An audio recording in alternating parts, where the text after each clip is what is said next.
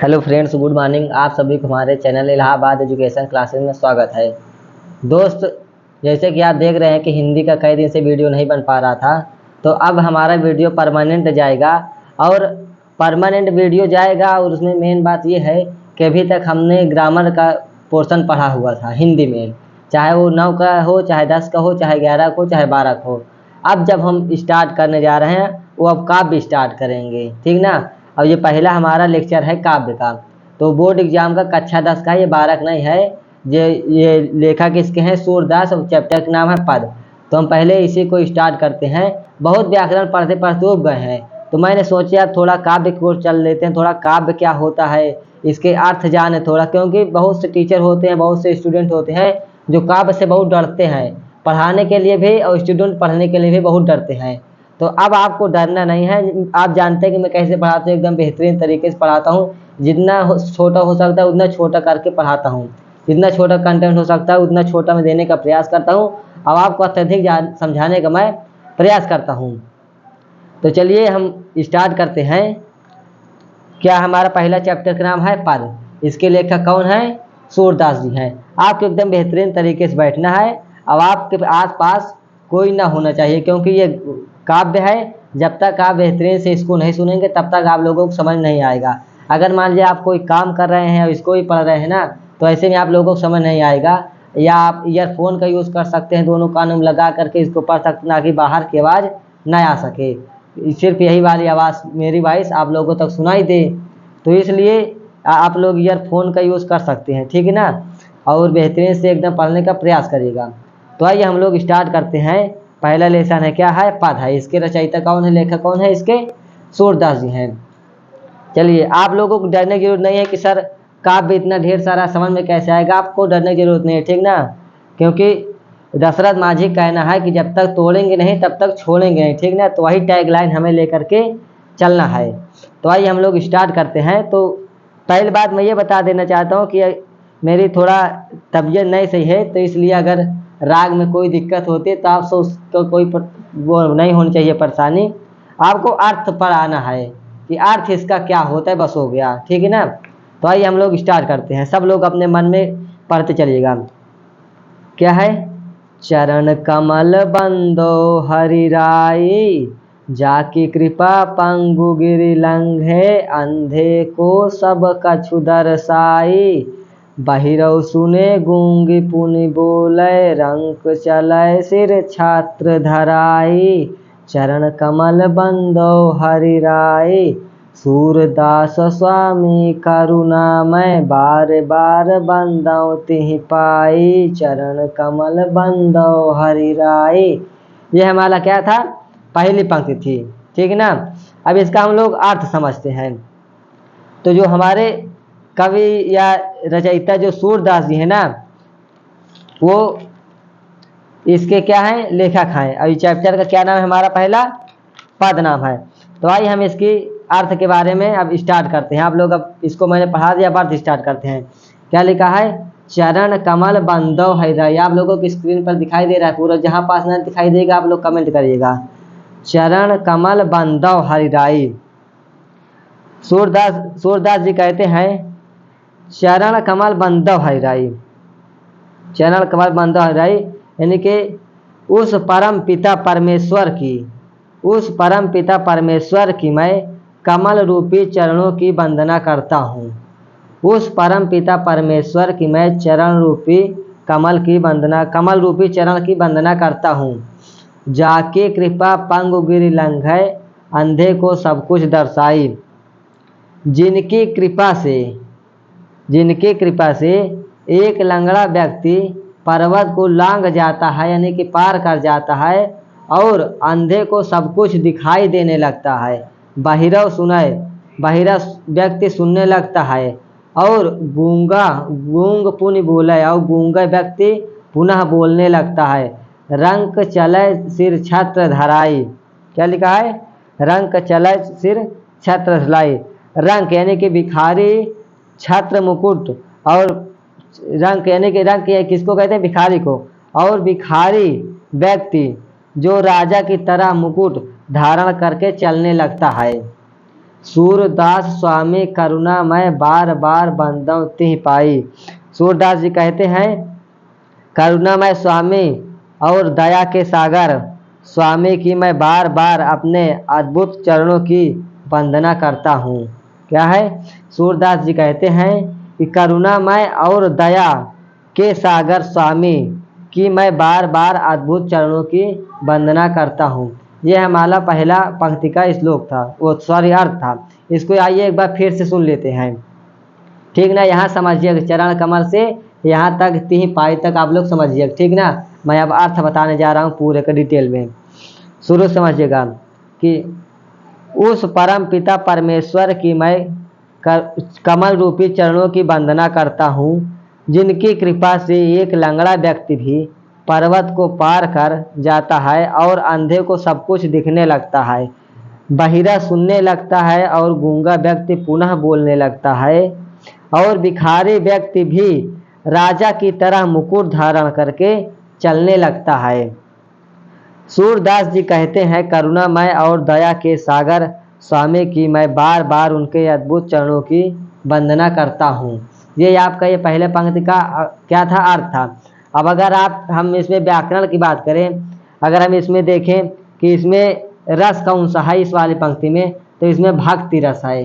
भक्ति रस का प्रयोग किया गया है। और छंद कौन सा है? गे छंद है। कौन सा है? गे छंद है। और इसमें रूपक अलंकार का प्रयोग किया गया है, ठीक ना। कौन सा? रूपक अलंकार का प्रयोग किया गया है। चरण कमल बंदव हरिराई, इसके वजह से रूपक अलंकार हो गया है। तो ये हमारा पहला पंक्ति था। अब आइए हम लोग दूसरी पंक्ति को देखते हैं, क्या है, सब लोग पढ़ेगा। अभिगति गति कछु कहत न आवे, जेऊ गूंगे मीठे फल कौ रस अंतर्गत ही भावे, परम स्वाद सबहि सुनिरंतर अमित तोष उपजावे, अभिगति कछु गत कहत न आवे, मन बानी कौ अगम अगोचर सो जानै जो पावे, रूप रेख गुण जाति जुगत बिनु निरालंब कित धावै, अभिगति कछु कहत न आवै, सब विधि अगम विचारहि तातै, सूर सगुन पद गावै, अभिगति कछु कहत न आवै। तो ये हमारा क्या है दोस्त? मैंने पढ़ दिया पंक्ति। अब आइए हम लोग इसके अर्थ के बारे में जानते हैं, ठीक ना। तो मेरी राग थोड़ा नहीं बैठ रही है, तो इससे आप लोगों को परेशान नहीं होना है। तो आप लोग अर्थ पर समझिएगा, ठीक ना। अर्थ पर अभी मेरी जुकाम है, तो कल से शायद जुकाम ठीक हो जाएगी, तो एकदम बेहतरीन से पढ़ाने का मैं प्रयास करूंगा। अभी थोड़ा जुकाम है, आवाज़ भी थोड़ा भारी लग रही है और राग भी सही नहीं चल रही है, तो इसलिए आपको परेशान होने की कोई ज़रूरत नहीं है। मैं आप लोगों को बेहतरीन समझाने का प्रयास करूंगा। आइए यार समझते हैं।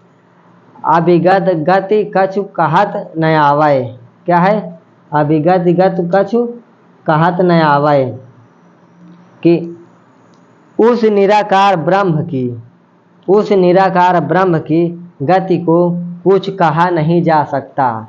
उस निराकार ब्रह्म की गति को कुछ कहा नहीं जा सकता। जिस प्रकार जो गूंगे मीठे फल को रस अंतर्गत ही भावे, जिस प्रकार एक गूंगा व्यक्ति मीठे फल के रस को अंदर ही स्वाद यानी कि अंदर ही अनुभव करता है, तो वो अंदर ही अनुभव कर लेता, कोई दूसरा नहीं जान पाता। उसी प्रकार निराकार ब्रह्म की गति को कुछ कहा नहीं जा सकता। परम स्वाद सबहि सुनिरंतर अमित तोष उपजावे, उसी प्रकार परम ब्रह्म का जो परम स्वाद है, उसी प्रकार परम ब्रह्म का जो परम स्वाद है, वह सभी में निरंतर असीमित तोष को उपजाता है। क्या करता है? वह सभी में निरंतर असीमित तोष को उपजाता है। फिर उसके बाद हमारा क्या है? मन बानी कौ अगम अगोचर सो जाने जो पावे, ठीक ना। अगोचर में हमारा क्या होता है? अगोचर में हमारा क्या होता है? इंद्रियों भी जो उसको पाने में असमर्थ हो, ठीक ना। इंद्रियों भी उसको पाने में असमर्थ, यानी कि हमारी ज्ञान इंद्रियां कितनी होती हैं? 5 होती हैं। वो भी उस परम ब्रह्म को पाने में असमर्थ हैं, ठीक ना। तो अगोचर में क्या होता है? इंद्रियों भी उसको पाने में असमर्थ हैं, ठीक ना। तो मन बानी कौ अगम अगोचर सो जाने जो पावाए, तो मन वाणी के द्वारा उस परम ब्रह्म तक पहुंचा नहीं जा सकता है। यानी कि मन से और वाणी से उस परम ब्रह्म तक पहुंचा नहीं जा सकता है। इंद्रियां भी, और क्या लिखा है, जो जाने जो पावे। अगोचर में क्या होता है, इंद्रियां भी उसको पाने में असमर्थ है। इंद्रियों भी उसको पाने में असमर्थ है। इसको तो वही जान सकता है जो प्राप्त करता है। सो जाने जो पावे, उसको तो वही प्राप्त कर सकता है या वही जान सकता है जो इसको प्राप्त करता है। रूप रेख गुण जाति जुगत बिन निरालंब कित धावे। यानी कि ना तो उसके कोई रूप है, न रेखा है, न गुण है, न जाति है, और बिना युक्त, क्या लिखा है, युगत बिन, बिना युक्त के बिना किसी आधार के कहाँ कहाँ दौड़ते रहेंगे। यानी कि उस परम ब्रह्म को पाने के लिए कहाँ कहाँ तक हम लोग दौड़ते रहेंगे। ना तो उसका रूप है, न रेखा है, न गुण है, न जाति है। तो ऐसे हम लोग कहाँ तक उनके पीछे दौड़ते रहेंगे उनको पाने के लिए। फिर क्या है, सब विधि अगम विचारहि ताते सूर सगुन पद गावै। सब विधि अगम विचारहि ताते सूर सगुन पद गावै, अभिगति गति कछु कहत न आवै। यानी कि सूरदास जी कहते हैं कि वो जो परम ब्रह्म है, क्या, वो जो परम ब्रह्म वह सब तरह से अगम्य है। क्या है, वो जो परम ब्रह्म है वो सब तरह से क्या है, अगम है, उस तक नहीं पहुंचा जा सकता। क्या है, उस तक नहीं पहुंचा जा सकता। सूरदास भगवान परम ब्रह्म का सगुन पद गाते हैं। सूरदास जी क्या कहते हैं कि उस परम ब्रह्म तक नहीं पहुंचा जा सकता है, वह हर तरह से अगम्य है। ठीक है ना। और सूरदास जी भगवान परम ब्रह्म का सगुन पद गाते हैं। अगर इसमें हम लोग व्याकरण की बात करें तो इसमें हम देखेंगे कौन सा अलंकार है, तो इसमें अनुप्रास अलंकार है। कौन सा अलंकार है, अनुप्रास अलंकार है। भाषा ब्रज भाषा है। और इसमें अगर रस की बात करें तो इसमें शांत रस है। कौन सा रस है, शांत रस है। ठीक ना। और इसमें गुण कौन सा होगा, तो गुण माधुर्य होगा। ठीक ना, माधुर्य या प्रसाद होगा। तो आइए दोस्त, हम इतना 2 ही आज पैराग्राफ रखेंगे। थोड़ा आप लोग इतना देखिएगा कि मैं कैसे पढ़ा रहा हूँ, आप लोगों को कैसे लग रहा है। ठीक ना। और ये हमारा पहला लेक्चर था, थोड़ा पढ़ेंगे ना तो ज़्यादा सही रहेगा। अगर मान लो ज़्यादा पढ़ने का प्रयास करेंगे, पूरा मैं एक लेक्चर में आप लोगों को दे देता हूँ तो आप लोग उतना कवर नहीं कर पाएंगे। तो इसलिए 2 पैराग्राफ लेकर के हम लोग चलेंगे तो ज़्यादा सही रहेगा। ठीक ना, 2 करके एक दिन ढेर सारा हो जाएगा। ठीक ना। जैसे आप लोग कहानी सुनोगे कि क्या होता है कि बूंद बूंद से घड़ा भर जाता है, तो इसी तरह अगर 2 पैराग्राफ पढ़ते चलेंगे तो एक दिन ये पूरा चैप्टर समाप्त हो जाता है। ठीक ना। और बाकी हम लोग अगले क्लास में मिलेंगे। बाकी दशरथ माझी का हम लोग को लाइन याद करने रहना है कि जब तक तोड़ेंगे नहीं तब तक छोड़ेंगे नहीं। अब हम काव्य से हट करके नहीं जाएंगे जब पूरा काव्य समाप्त नहीं हो जाएगा। ठीक ना। जब मैं पूरा काव्य पढ़ा लूँगा तो मैं आप लोगों को मैराथन चलाऊँगा। ठीक ना, मैराथन लाइव लेकर के चलाऊँगा। उसमें फिर काव्य आएगा, व्याकरण आएगा, जीवन परिचय, सब कुछ आएगा। तो आप आज इतना ही पढ़िएगा, फिर उसके बाद नेक्स्ट वीडियो हम लोग यहाँ से पढ़ेंगे। ठीक ना। क्या, तीसरा पैराग्राफ से, किलकत कान घुटुरवन आवत मणिमय कनक नंद कय आगन, यहाँ से हम लोग पढ़ेंगे। ठीक है ना। तो ध्यान रखना, हमारा तीसरा पैराग्राफ से पढ़ना है। तो आइए हम लोग वीडियो कहीं पास अंत करते हैं। ठीक है ना। चलिए, धन्यवाद।